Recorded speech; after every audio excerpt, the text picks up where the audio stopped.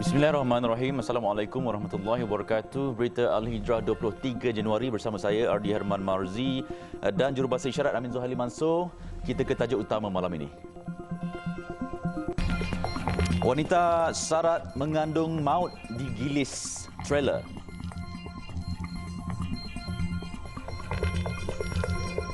Juga serangan bertubi-tubi penduduk Gaza terpaksa ke bumi mayat di pekarangan hospital.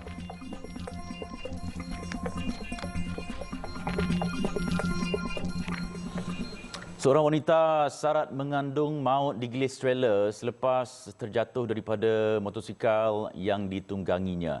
Kejadian sekitar jam 8.30 pagi yang berlaku di Kulim itu mengakibatkan mangsa berusia 20-an maut di lokasi kejadian akibat kecederaan parah di kepala dan juga badan.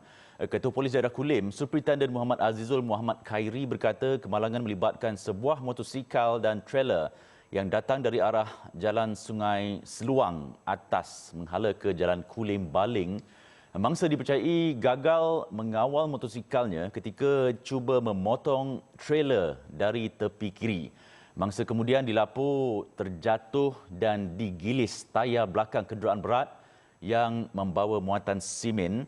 Difahamkan mangsa sedang dalam perjalanan ke tempat kerja. Mayat mangsa kemudiannya dihantar ke unit forensik Hospital Kulim untuk bedah siasat. Kes disiasat mengikut Seksyen 41-1 Akta Pengangkutan Jalan 1987.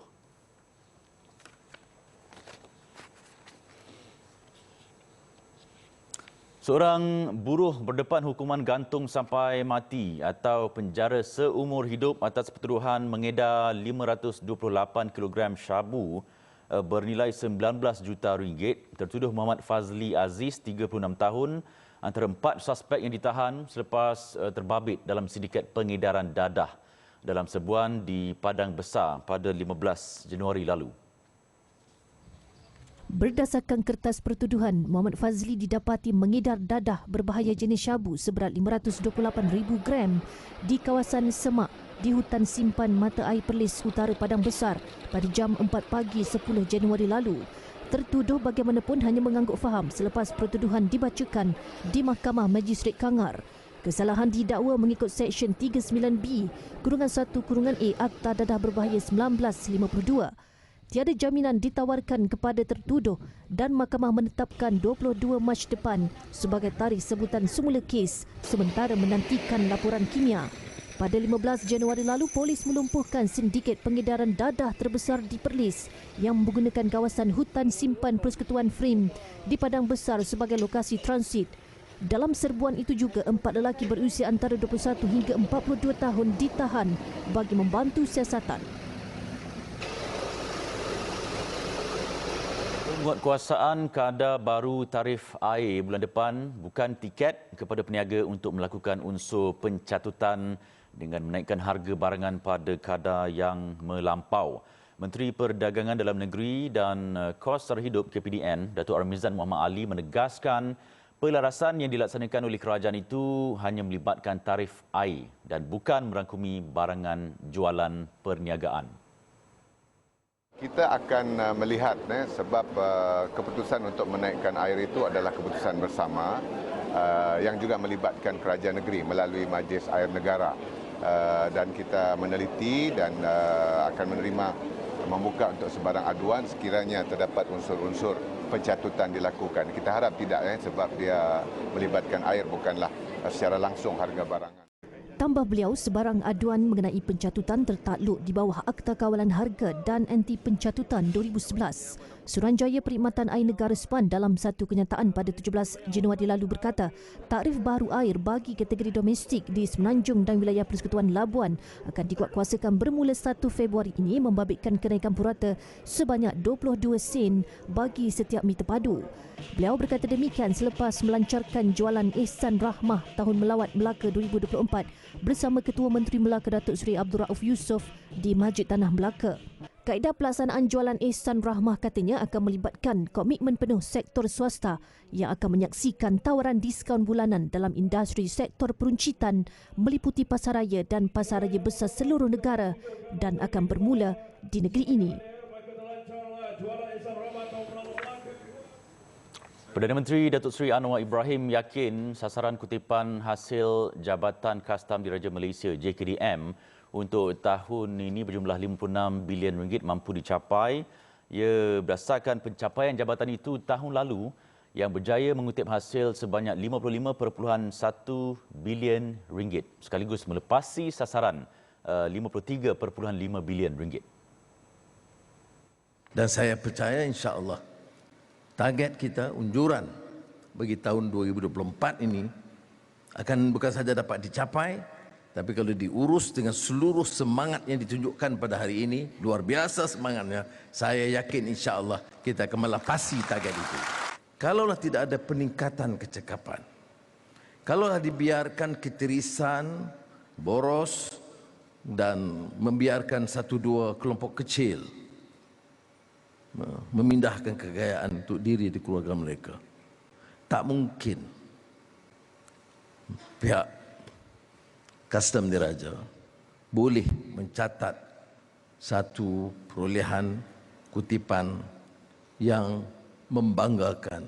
Beliau berkata demikian pada majlis sambutan Hari Kastam Sedunia ke-42 di Putrajaya. Datuk Seri Anwar turut berkongsi berita gembira dengan memberi jaminan kepada warga JKDM bahawa bonus tahun ini akan lebih baik berbanding tahun lepas. Selain itu, beliau turut mengumumkan peruntukan perumahan JKDM yang dinaikkan daripada RM20 juta kepada RM50 juta sebagai menghargai warga kerja JKDM yang menjadi antara tonggak ekonomi negara.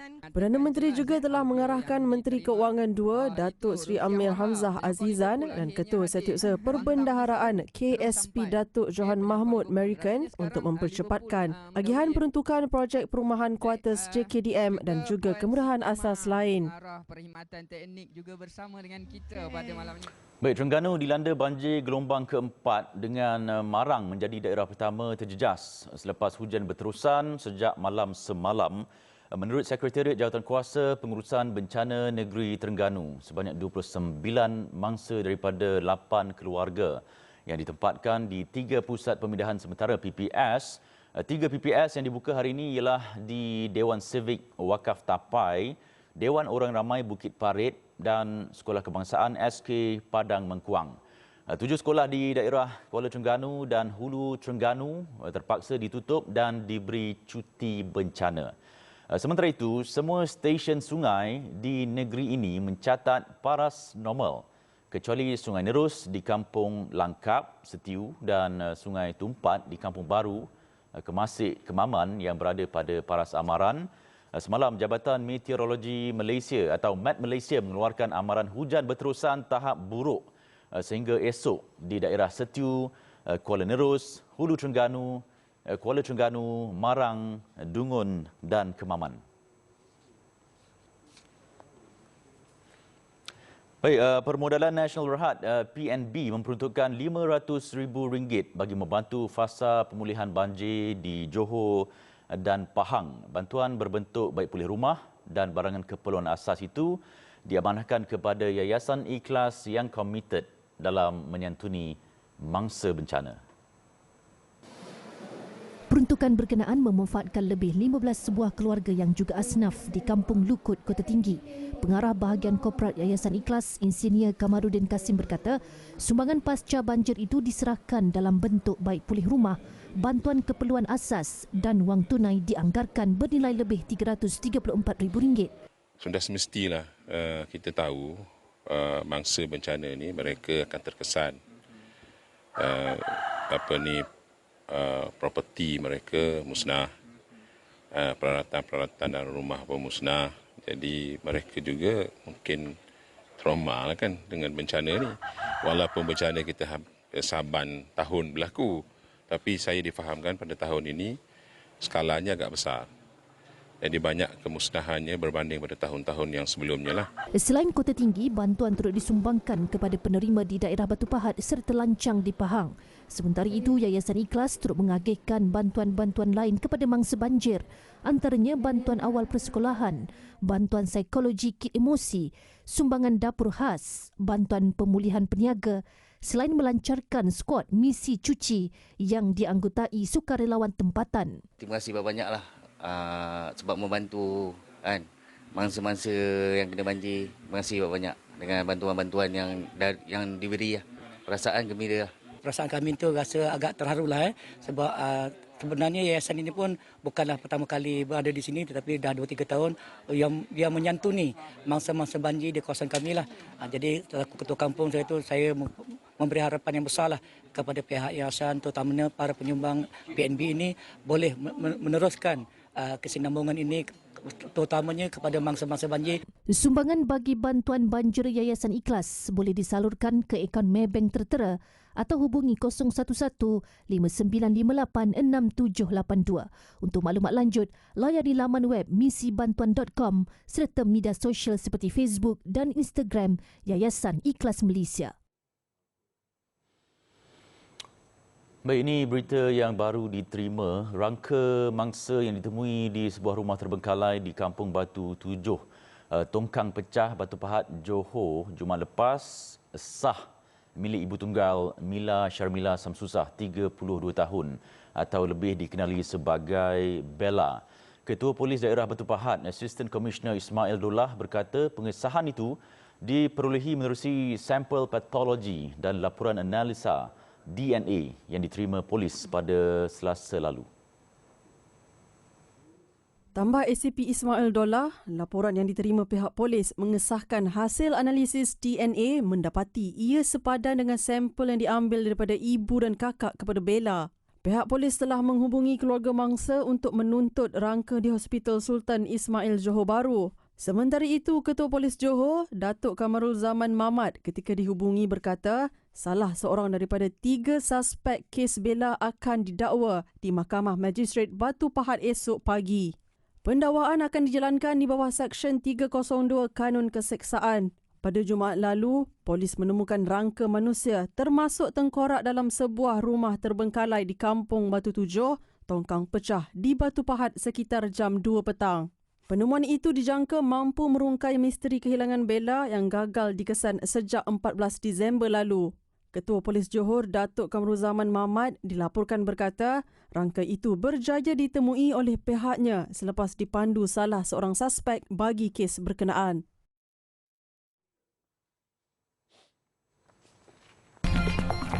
Baik, selepas ini Israel cadang gencatan senjata 2 bulan.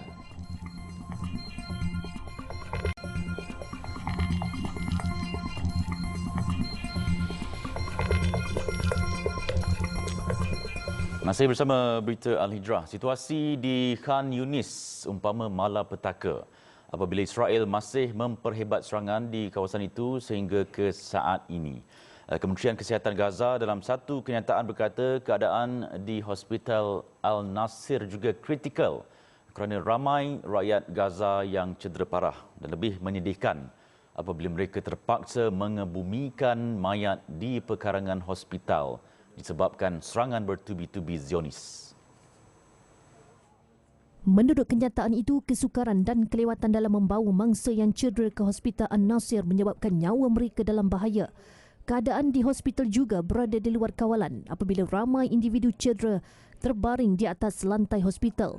Mengutip laporan Al Jazeera, kaki tangan di Hospital An-Nasir mendakwa merasai gegaran bangunan apabila serangan bom Zionis semakin hampir.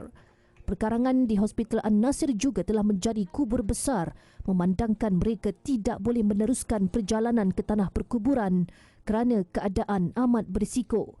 Pejabat media kerajaan Gaza sebelum ini menyatakan bahawa tentera Israel menyasarkan 5 pusat pelindungan penduduk di seluruh Khan Yunis yang menjadi tempat pelindungan bagi 30,000 rakyat Palestin. Israel turut menyerang ambulans, Universiti Al-Aqsa dan sekolah yang sebelum ini dimomokkan Zionis sebagai kawasan pelindungan yang selamat untuk rakyat Gaza. Dalam tempoh 24 jam lepas, 120 rakyat Gaza dilapor terbunuh. Sementara itu, Rafah yang bersempadan dengan Mesir kini padat dengan kemah-kemah di mana kawasan itu menjadi pelindungan lebih 1 juta rakyat Gaza yang melarikan diri dari utara ke kawasan paling selatan.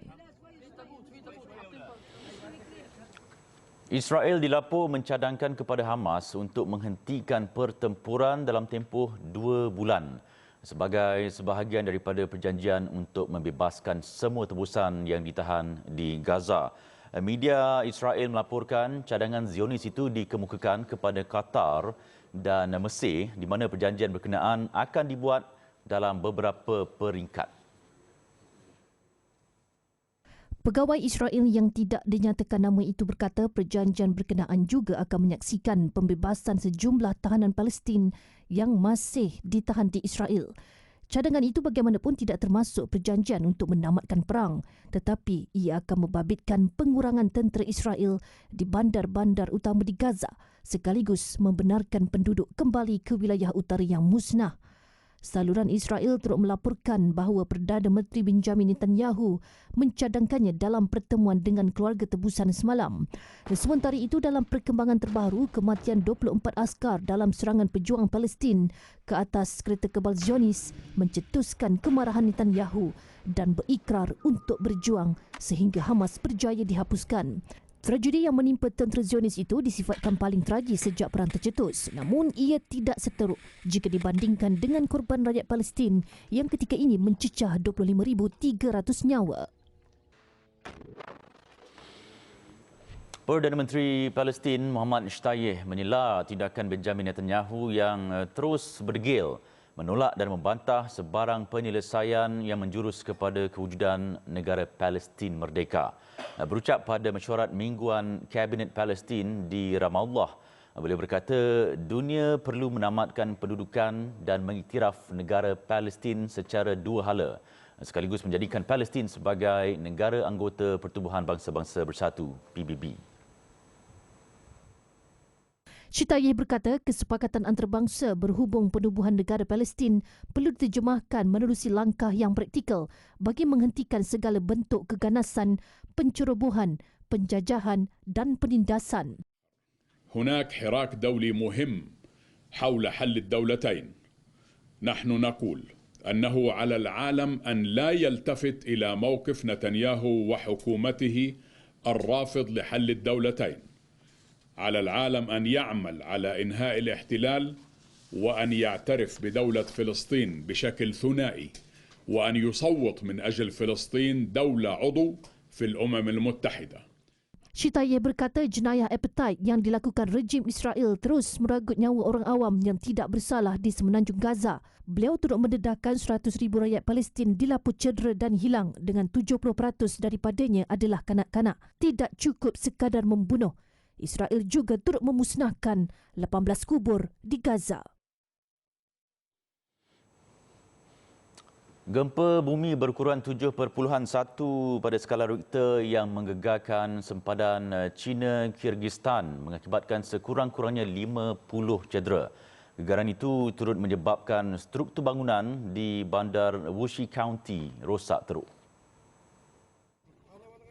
Gempa bumi itu berlaku sekitar jam 2 pagi waktu tempatan dengan kedudukan 13 km di wilayah Xinjiang. Bencana itu mencetuskan situasi panik di mana penduduk terpaksa bergegas keluar dari kediaman mereka. Lebih sukar, wilayah itu merekodkan suhu mencecah negatif 10 darjah Celsius. Gegaran turut menyebabkan beberapa kediaman dan bangsal ternakan musnah selain bekalan elektrik terputus. Gempa bumi itu berlaku hanya selang sehari selepas kejadian tanah runtuh yang menimbus puluhan penduduk dan meragut 20 nyawa di wilayah Yunnan Barat Daya China. Untuk rekod, lebih 600 orang terkorban di wilayah Yunnan dalam siri gegaran yang tercetus sejak 2014 di China.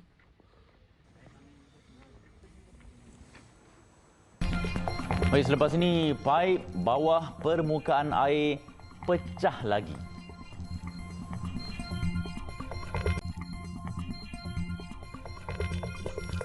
Masih bersama Berita Al-Hijrah. Pengurusan jenazah terpaksa ditangguhkan akibat tiada bahan pengurusan jenazah yang lengkap. Itu antara situasi yang berlaku di Kepulauan Semporna memandangkan kehidupan komuniti di sana yang serba daif. Keadaan itu juga pernah disaksikan sendiri Yayasan Mihrab ketika tinjauan dan lawatan mereka di sana. Dan prihatin dengan masalah tersebut, Badan Bukan Kerajaan itu menyumbang kit pengurusan jenazah kepada masjid, surau dan wakil kampung di Semporna, Sabah. Kit pengurusan jenazah amat diperlukan buat komuniti Islam di kawasan pedalaman Sabah, khususnya sempurna kerana mereka juga berdepan kesukaran untuk mendapatkan bahan berkenaan di pekan. Okey, kalau keadaan dekat sana, keadaan jenazah tersebut mereka terpaksa tunggulah dekat sana sehingga barang-barang tu dapat dikumpulkan, sebab antara menjadi kesukaran penduduk-penduduk khususnya di kepulauan, mereka terpaksa turun dulu ke pekan untuk dapatkan barang-barang. Dan bila sampai dekat perjalanan tu pun mengambil masa yang lama lah.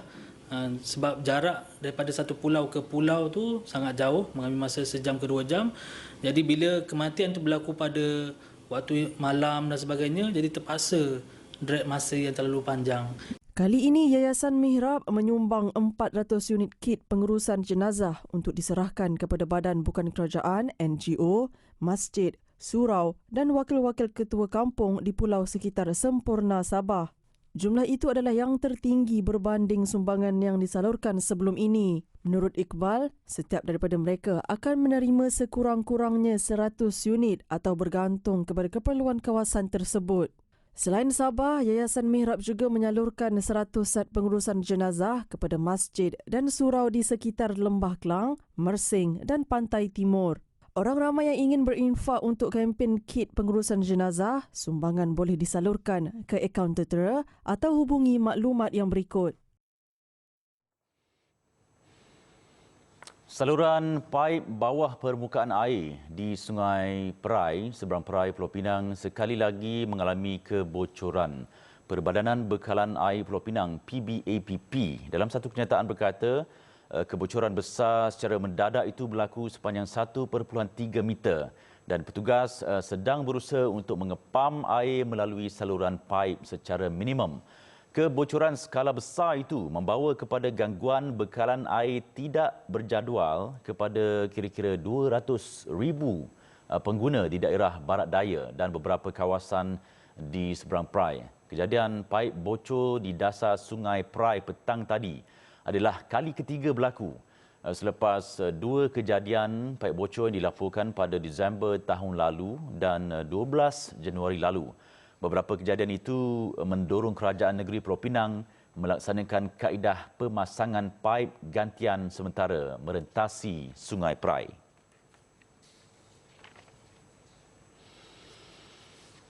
Baik, pemandu dan penunggang P-Hailing boleh menikmati perkhidmatan internet dengan pelan data sekurang-kurangnya 40 GB pada harga serendah RM33. Bermula hari ini hingga 23 April depan, Menteri Komunikasi Fahmi Fazil berkata pakej berkenaan adalah hasil kerjasama strategik antara syarikat penyedia perkhidmatan telekomunikasi dan 16 penyedia platform P-Hailing. Usaha pemberian pakej berpatutan itu antara langkah penting kerajaan bagi membantu kira-kira 200,000 pemandu dan penunggang P-Hailing selain menghargai jasa mereka.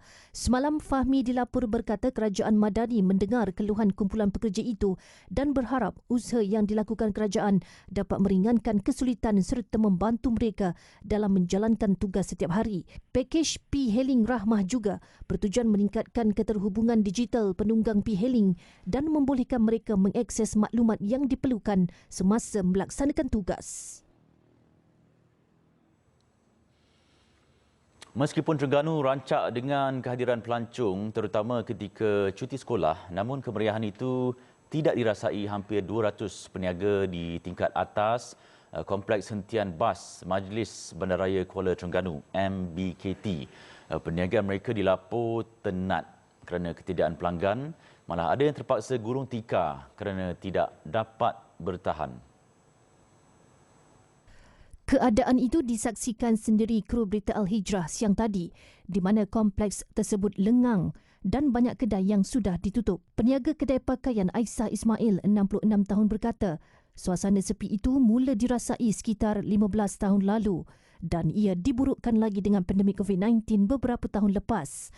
Jika dahulu dia boleh mendapat hasil jualan sehingga berbelas ribu ringgit sehari, namun kini dia mengambil masa sehingga beberapa bulan demi mendapatkan kembali modal. Dulu pas ada PKP memang jatuh terus memang kira pasal jualan sekarang ni pasal banyak pasar raya pun banyak.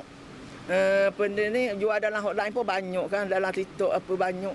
Memang kita berniaga memang merusuk terus lah, memang merusuk berniaga. Seorang lagi peniaga Maimun Cik, 71 tahun berkata tahun lepas dia hanya memperoleh hasil jualan RM100 sahaja sebelum sambutan Aidilfitri dan ada kalanya dia tidak dapat menjual sehelai pakaian sekalipun. Sebabnya tak ada parking kata dia. Lepas tu orang dah datang tengok tutup-tutup semua. Jadi dia nak kata macam ketakut nak naik atas ni. Nur Zaidi Abdul Rahman 40 tahun yang berniaga baju dan kain batik Terengganu berkata kekurangan parkir di kompleks tersebut turut menjadi faktor utama kekurangan pengunjung di sini. Macam mana kita nak hidup? Kita tidak mahu menyalahkan siapa-siapa, mana-mana pihak. Cuma sekarang ni kita mengharapkan ada support daripada masyarakat. Marilah. Sebab kompleks Tiang Bas ni boleh dikatakan perniagaan warisan. Ya. Tetapi dulu sangat, kata orang, sangat bertuah lah dapat stesen bas ni. Makna maju dan berkembang, maju masa dulu. Tetapi sekarang sangat, kata orang, tidak ada kemajuan langsung. Apabila kita tengok kawan-kawan saya yang berniaga selendang, baju, seminggu tidak ada orang tu. Mereka dalam pada itu berharap pihak berwajib dapat menggandakan promosi kawasan itu kepada pelancong selain menaik taraf kompleks terbabit dengan membaik pulih bumbung yang bocor. Laporan itu tadi menutup berita Al-Hijrah malam ini. Mengakhiri berita Al-Hijrah, sedikit bingkisan sesi pemukiman pengurusan tertinggi TV Al-Hijrah bersama ahli lembaga pengarah yang diadakan selama 2 hari di Putrajaya. Saya Aryaman dan Jurubahasa Isyarat Amin Zuhaili Mansur satukan ummah dengan ilmu bagi memperkasa Malaysia Madani. Assalamualaikum warahmatullahi wabarakatuh dan selamat malam.